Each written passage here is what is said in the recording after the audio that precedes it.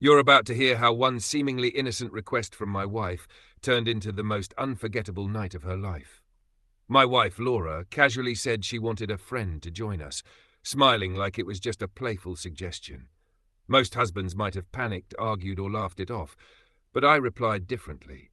I played along, but exactly on my terms. By the end of the night, she realized she had underestimated me, and the results were dramatic, embarrassing, and unforgettable.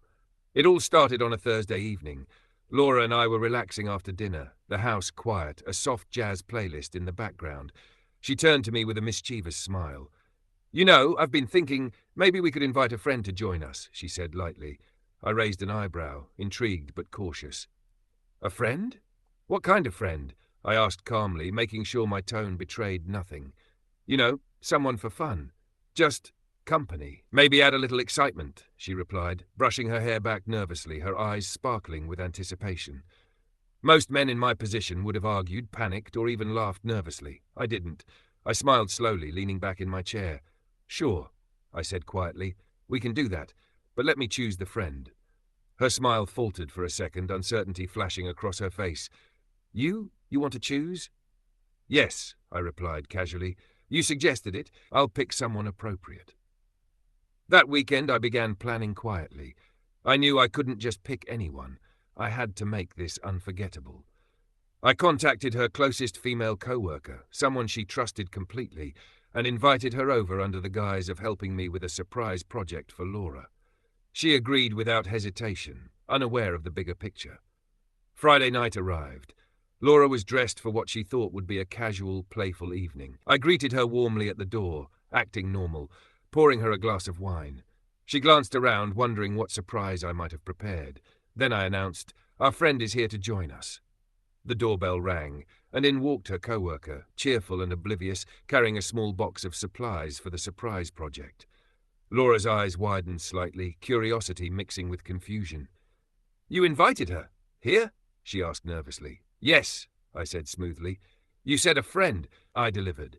"Now, let's have some fun."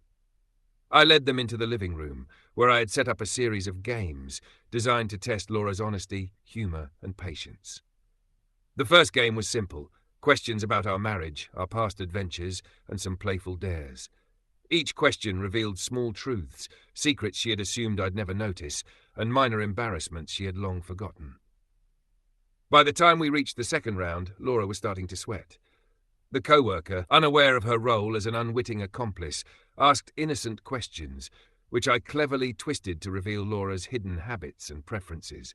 Each revelation made Laura squirm, realizing that her playful suggestion had opened a Pandora's box of surprises. The final round was the climax. I handed each of them a small envelope. Laura's contained photos from our past trips, candid moments she had laughed about, and little notes I had kept from our earliest days together. I explained, "You said you wanted excitement. Here it is, memories, honesty, and the truth about yourself." Laura gasped, trying to hide her blush, while her co-worker laughed, thinking it was part of the game. I remained calm, composed, and in complete control of the evening. The lesson was clear. She had suggested something playful, but I had turned it into a moment of accountability, humor, and perspective. By the end of the night, Laura was exhausted, embarrassed, but secretly grateful. She realized she had underestimated me, and the friend she thought would simply add excitement had helped reveal the humor, trust, and boundaries in our relationship. Sometimes, revenge and lessons aren't about anger or confrontation. They're about timing, strategy, and subtly showing someone the consequences of their own ideas. Laura suggested a friend. I delivered one, but on my terms, turning a playful suggestion into an unforgettable night she would never forget. From that night on, she stopped making casual, surprise suggestions without thinking.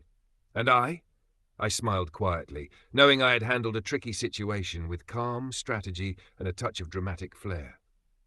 If you liked the video, please subscribe and turn on notifications.